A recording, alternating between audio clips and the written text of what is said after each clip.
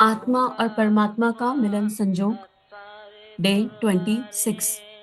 आइए आदि शक्ति माँ गायत्री के दिव्य प्रकाश को अंतरात्मा में धारण करें। माँ से प्रार्थना करें कि ये स्वाध्याय हम सभी के जीवन को ऊर्जित और प्रकाशित करे। परम पूज्य गुरुदेव वंदे माता जी से प्रार्थना, ये स्वाध्याय गुरुदेव की लेखनी, ऋषि संतों की लेखनी, आदि शक्ति माँ गायत्री के आशीर्वाद से, गुरु कृपा से विश्व ब्रह्मांड में फैल जाए और सभी के भीतर गायत्री तत्व का जागरण हो जाए। इसी भाव से एक गायत्री मंत्र।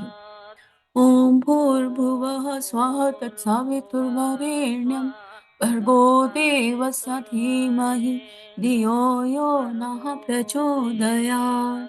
पिछले स्वाध्याय में गुरुदेव ने हमें ये समझाया कि हम कितनी भी उपासना कर लें, कितनी भी माला जप कर लें, लेकिन हम भगवान की आंखों में धूल नहीं झोंक सकते। वो परमात्मा जो पूरा ब्रह्मांड चला रहा है, वो हम सबके अंतःकरण को देख रहा है। तो जब हमें उपासना करनी है, तो उपासना करने के लिए 2 सूत्र गुरुदेव ने दिए कि हमारा जो अंतरंग मूर्छित हो गया है, मतलब हम सब दिव्य जन्मे थे, हमारे सबके भीतर एक दिव्यता थी। उस दिव्यता रूपी बीज को, जो गुण थे हमारे भीतर, उन सद्गुणों की ऊर्जा को पोषित करना है, उन्हें खाद-पानी देना है। तो मूर्छित अंतरंग को जो है सँभालना है, सँजोना है और उसका प्रयास करना है। जब वो समर्थ और बलवान होगा, उसके बाद उस अंतःकरण, उस पवित्र अंतःकरण से हम मंत्र करें, जप करें, उपासना करें, पूजा स्तोत्र करें, तो उसका जो रिज़ल्ट होगा, उसका जो परिणाम होगा, वो बहुत खूबसूरत होगा। इसी में गुरुदेव आगे कह रहे हैं कि यहाँ तक आ गए, उपासना समझ में आई, लेकिन उपासना सफल किस बात पर होगी, ये निर्भर करेगा साधना पर। उपासना की सफलता साधना पर निर्भर है। उपासना और साधना में क्या अंतर है? उपासना तो दिन में एक नियमित समय पर की जाती है, पास बैठना, उप प्लस आसन, पास बैठना। उपासना केवल एक समय किया जाता है या 2 समय दोनों संध्या किया जाता है या जो भी फिक्स टाइम आपने निर्धारित किया, उसमें किया जाता है, अपने इष्ट का चिंतन, उनके गुणों को भीतर धारण करना। साधना क्या है? साधना वो है जो इन मनुष्य को मानव बना देती है, मानवता जगा देती है भीतर। हम सब अभी जन्मे हैं और हम सब के अंदर अगर मानवता नहीं आई, तो फिर हम पशु समान हैं। मनुष्य होने का ये अर्थ नहीं है कि हमारे अंदर दिव्यता ऐसे ही आ गई। हम मनुष्य हैं, तो हमें मनुष्यों के वो दिव्य गुण हमारे अंदर होना चाहिए कि भगवान ने हमें कहा है कि तुम मेरा ही प्रकाश हो, मेरा ही अंश हो। वो कैसे आता है? वो आएगा साधना से। साधना का मतलब है हर क्षण चिंतन, हर पल चिंतन, हर पल अपनी भावनाओं की और अपने विचारों की चौकीदारी। एक क्षण भी इधर-उधर ना हो चौकीदारी से। ये चौकीदारी अगर गड़बड़ा गई या ये चौकीदारी अपनी ना होके दूसरों की हो गई, कि हर क्षण दूसरों का चिंतन रहता है, किसने कब क्या गलत किया, कब क्या सही किया, किसके जीवन में क्या हो रहा है, क्या नहीं हो रहा। अगर ये चिंतन इस तरह का हो गया, तो उपासना सफल नहीं हो सकती। इसी में गुरुदेव लिख के बता रहे हैं, आत्मिक प्रगति के मार्ग में सबसे बड़ा व्यवधान उन कुसंस्कारों द्वारा प्रस्तुत किया जाता है, जो दुर्भावों और दुष्कर्मों के रूप में मनोभूमि पर छाए रहते हैं। आकाश में बादल छाए हों, तो फिर मध्यकाल का सूर्य यथावत उदय रहते हुए भी अंधकार ही छाया रहेगा। तप जप करते हुए भी आध्यात्मिक सफलता ना मिलने का एक ही कारण है, मनोभूमि का कुसंस्कारी होना। साधना थोड़ा सा गंगा साधना का थोड़ा सा गंगा जल इस गंदे नाले में गिरकर अपनी महत्ता खो बैठता है। नाले को शुद्ध कर सकना संभव नहीं होता। बेशक तीव्र गंगा प्रवाह में थोड़ी सी गंदगी भी शुद्धता में परिणत हो जाती है, पर साथ ही साथ यह भी सच है कि सड़ांध बदी गंदी गटर को थोड़ा सा गंगा जल शुद्ध करने में असमर्थ असफल रहेगा। साधना की अपनी महिमा और महत्ता है, उसे गंगा जल से कम नहीं अधिक ही महत्व दिया जा सकता है। पर साथ ही साथ यह भी समझ लेना चाहिए कि वह सर्वसमर्थ नहीं। गंगा जल से बनी हुई मदिरा अथवा गंगा जल से पकाया हुआ मांस नहीं पवित्र नहीं गिने जाएंगे। शौचालय में प्रयुक्त होने के उपरांत गंगा जल भरा पात्र देव प्रतिमा पर चढ़ाने योग्य नहीं रहेगा। गंगा जल की शास्त्र प्रतिपादिता महत्ता यथावत बनी रहे, इसके लिए यह नितांत आवश्यक है कि उसके संग्रह, उपकरण एवं स्थान की पवित्रता भी अक्षुण्ण बनी रहे। अब गुरुदेव गंगा जल के एग्जाम्पल से समझा रहे हैं और पहले भी ये बात आई है उदाहरणों के तौर पर कि हम अंदर से गंदे हुए हैं और हम बाहर से सफाई कर रहे हैं, भीतर की सफाई कब करेंगे? तो गुरुदेव यहाँ ये कह रहे हैं कि हमको अपने देह में आदिशक्ति माँ गायत्री को उठा के बैठाना है। हम सबको चलता फिरता प्रज्ञापीठ बनना है, शक्तिपीठ बनना है, उस परमात्मा का दिव्य प्रकाश बनना है, दिव्य प्रकाश पुंज बनना है। यानी पात्र कौन हुआ? ये देह रूपी पात्र है। इस देह रूपी पात्र में अगर गंगा जल रखना है, तो इस देह रूपी पात्र को तो साफ सुथरा होना ही पड़ेगा ना। हम गंगा जल लाएंगे तो उसे किसी साफ-सुथरे पात्र में ही रखेंगे। खाली पात्र भी साफ-सुथरा नहीं होगा, परिस्थितियां और एनवायरनमेंट भी साफ सुथरा होगा। गंगा जल की कैन को टॉयलेट में नहीं रखेंगे, उसके लिए एक पवित्र स्थान ढूंढेंगे, घर का सबसे पवित्रतम स्थान जो माना जाएगा और सबसे सुरक्षित स्थान जो माना जाएगा, सेफ स्थान। ऐसे ही नहीं उसे पानी की बोतलों के साथ रख देंगे। किचन में भी अगर रखते हैं तो ध्यान से रखेंगे, कोई ऐसा ना है कि गंगा जल उठा के नाली में बहा दें या गंगा जल उठा के गटक जाए। नहीं, गंगा जल तो हमें हमेशा चाहिए। हाँ, गंगा जल तो एक ऐसा प्रकाश है जो होना चाहिए। तो उसको अगर कहीं भी रखेंगे तो हम बहुत सारा विचार करके रखेंगे कि इसको कहाँ रखना है, तो संग्रह उपकरण एवं स्थान की पवित्रता भी अक्षुण्ण बनी रहे। अब यहाँ क्या है, सब कुछ देह में ही तो इकट्ठा करना है। हमने अब तक जो इकट्ठा कर रखा है उसको हटाना पड़ेगा। अब ये हमें अपने ऊपर देखना पड़ेगा, स्वयं पर विचार करना पड़ेगा कि अब तक हमने कौन कौन से दुर्भाव और दुष्कर्मों को अपने भीतर इकट्ठा कर रखा है। हमने परमात्मा के अलावा इस दुनिया, इस संसार की हर चीज को अपने भीतर जगह दे रखी है। हमारे जो अंदर जगह नहीं है वो केवल परमात्मा की नहीं है, सच पूछे तो। क्योंकि जिसके हृदय में परमात्मा को स्थान मिल जाता है, जिस अंतःकरण में भगवान को स्थान मिल जाता है, उस अंतःकरण में कोई और टिक नहीं पाता है, एक पल के लिए भी नहीं। आप अपने ईश्वर से, अपने भगवान के चिंतन से थोड़ा दूर होंगे ना, तो आपके अश्रु गिरने लगेंगे, हे भगवान हम कहाँ उठक गए, कहाँ भटक गए।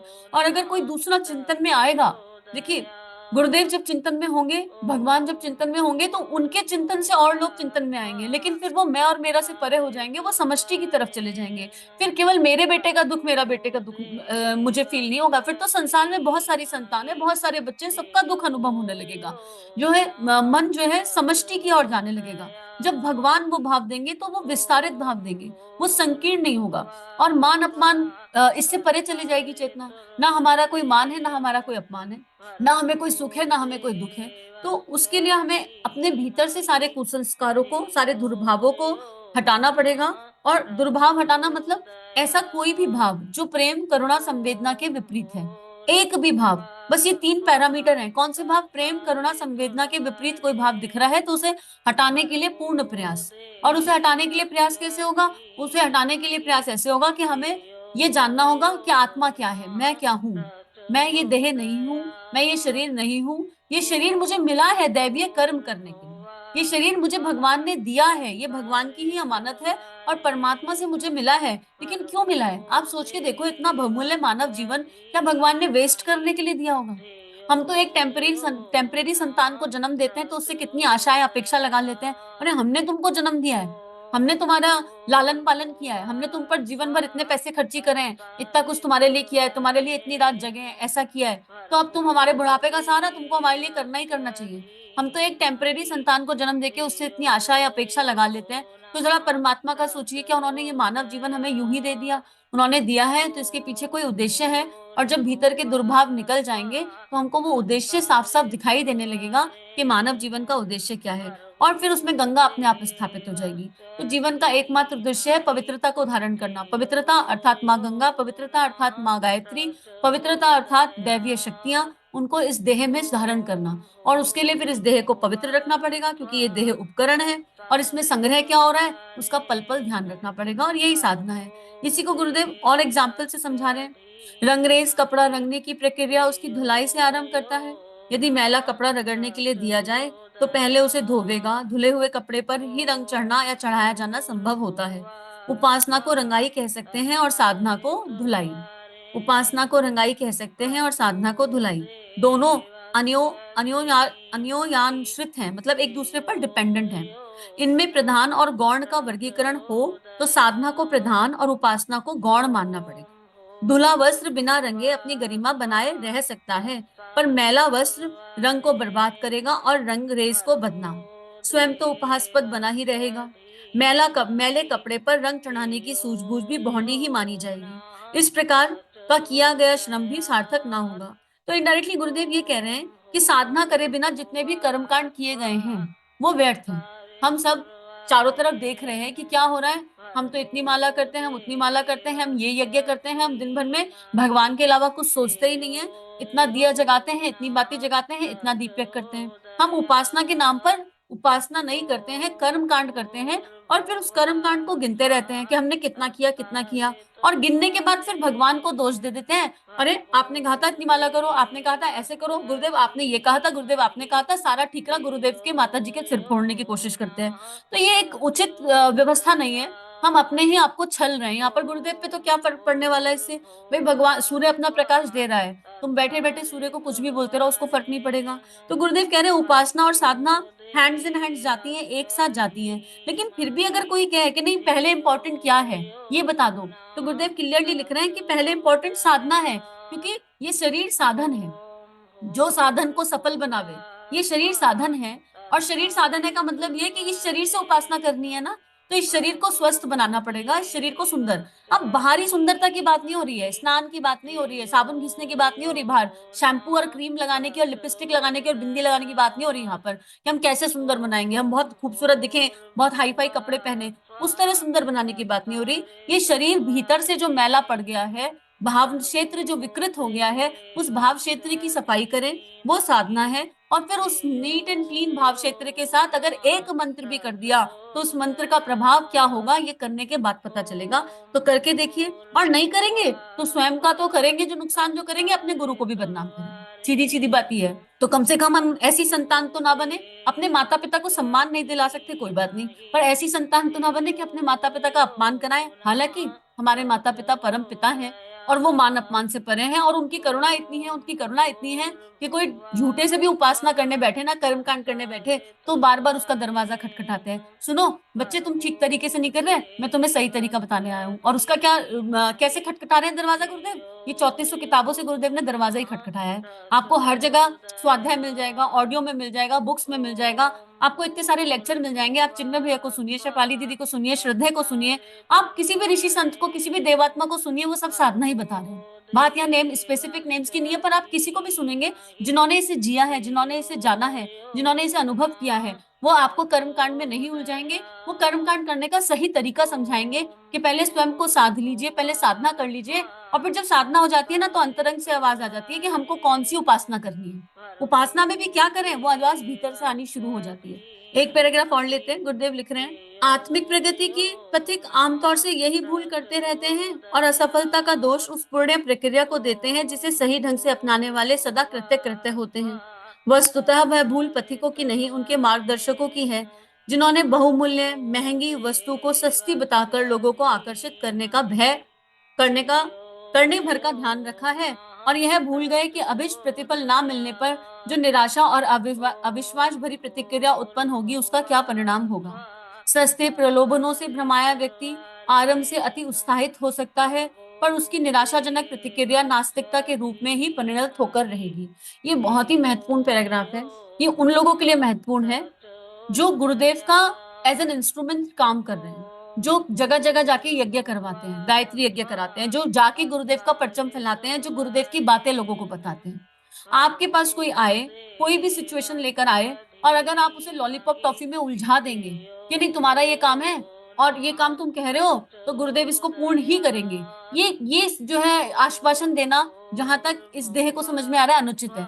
कभी भी आप किसी को ये आश्वासन मत दीजिए कि नहीं नहीं तुम क्या गायत्री माता की पूजा करते हो, तुम गुरुदेव माता जी को मानते हो, तो तुम्हारा ये काम निश्चित रूप से हो ही जाएगा। नहीं, जो तुम्हारे लिए उचित होगा वो होगा। तुम श्रेष्ठता के पथ पर चलो, तुम श्रेष्ठ कर्म करो, तुम श्रेष्ठ भावनाएं रखो, और परिणाम के भय से मुक्त होकर कर्म करते चलो।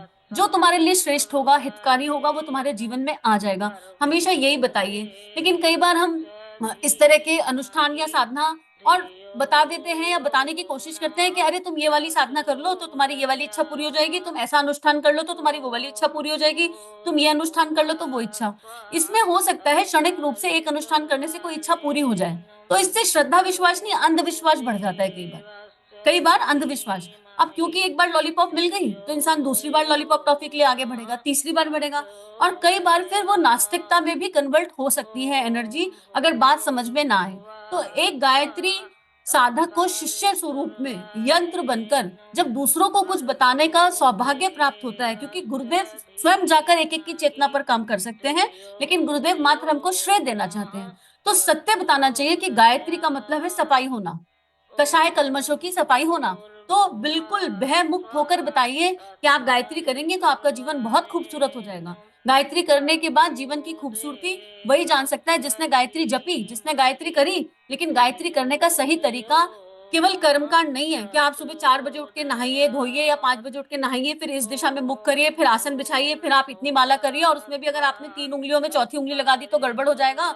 उसमें आपने ये वाले उपकरण को राइट की जगह लेफ्ट कर दिया तो गलत हो जाएगा। अगर दिया जगा हुआ है बुझ गया तो गलत हो जाएगा। वह मत दिखाइए। सीधी-सीधी बात बताइए कि दिन भर अपने भावनाओं का चिंतन कीजिए, दिन भर अपने विचारों का चिंतन कीजिए। आज आपने किसी के लिए कुछ अनुचित तो नहीं सोचा, आज आपने भगवान का कितना चिंतन किया, आपके इष्ट कौन है, उनके दिव्य गुणों का कितना चिंतन किया, क्या वो दिव्य गुण आपके भीतर आ गए?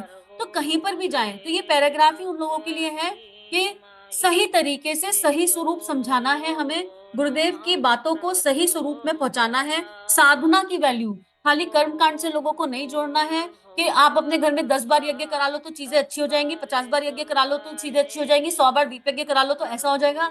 बिल्कुल नहीं बताना है, क्योंकि ये कितनी बार भी यज्ञ दीप यज्ञ करा लें, जब तक अंतर्मन साफ नहीं होगा, कोई रिज़ल्ट नहीं आने वाला है। वो खोखली रह जाएगी उपासना, वो साधना खोखली रह जाएगी। तो सबको बताना है कि आत्मिक प्रगति तभी हो सकती है, जब आप अपने विकारों को स्वीकार करेंगे, अपनी गंदगी, अपनी मलिनता को स्वीकार करेंगे और उस मलिनता पर उपासना रूपी जप रूपी साबुन घिसेंगे तो आपकी सारी समस्याओं का समाधान मिल जाएगा, क्योंकि परिस्थितियां नहीं बदलती हैं। जो परिस्थिति जीवन में जैसी है वो बदलेगी या नहीं बदलेगी, ये आपका प्रारब्ध, आपकी कार्मिक साइकिल, परमात्मा डिसाइड करेगा। लेकिन मनः स्थिति बदलना आपके हाथ में है और गायत्री वो शक्ति है जो मनः स्थिति बदल सकती है और किसी की भी बदल सकती है अगर सही तरीके से किए। इसलिए आत्म निर्माण समाज की सबसे बड़ी सेवा, अपना दीपक आप बने, किसी पर भी आश्रित ना हो, अपना दीपक आप बने। भगवान आपको जो परिस्थिति दे रहा है, आपके विकास के लिए दे रहा है, आपको कुछ सिखाने के लिए दे रहा है। भगवान निष्ठुर नहीं है, वो करुणामय है, वो करुणामय भगवान हर समय केवल प्रेम बरसाता है। बस आप एक बार उसकी तरफ सही तरीके से देख लीजिए। आज के लिए इतना स्वाध्याय करते हैं, आगे का कल लेते हैं और सभी से यही प्रार्थना है कि अगर हमको समझ में आ गया कि गुरुदेव क्या समझाना चाह रहे हैं, तो हम इस बात को अपने आस-पास तो बताएँ, लेकिन सही रूप, सही स्वरूप से, सही तरीके से बताएँ, ताकि गुरुदेव का सपना साकार हो और वो तो होकर रहेगा। युग निर्माण तो निश्चित है और हर किसी में देवत्व का जागरण भी निश्चित है, क्योंकि गुरुदेव ने ये बात कही है कि जब तक मैं एक-एक अपने एक-एक संतान को निर्मल नहीं कर दूँगा ना, तब तक मैं बार-बार आऊँगा, बार-बार आऊँगा। और इस बार गुरुदेव कैसे आएँगे? हम सबकी देह में प्रकट हो जाएँगे। प्रज्ञा अवतार हैं गुरुदेव, प्रज्ञा अवतार। प्रज्ञा अर्थात जो बुद्धि भगवान को समर्पित हो जाए, जिसमें अपनी कोई बुद्धि ना बचे, उस बुद्धि में भगवान आकर बैठ जाता है, अर्थात प्रज्ञा और ऋतंभरा का जागरण हो जाता है। देह दिखाई देती है पर देह होती नहीं है। इंस्ट्रूमेंट के जैसे भगवान आपकी बुद्धि को कंट्रोल करके आपकी बुद्धि से काम कर लेंगे और ये अनुभवजन्य है, अनुभूतिजन्य है। तो सभी से प्रार्थना कि करके देखिए तो समझ में आएगा। इदं श्री सद्गुरुवे नमः, इदं श्री सद्गुरुवे नमः, इदं श्री सद्गुरुवे नमः। हमारे YouTube चैनल को सब्सक्राइब कीजिए और बेल आइकन पर क्लिक कीजिए ताकि आने वाली सभी वीडियो की नोटिफिकेशन आपको मिलती रहे। आप सभी को बहुत बहुत थैंक यू।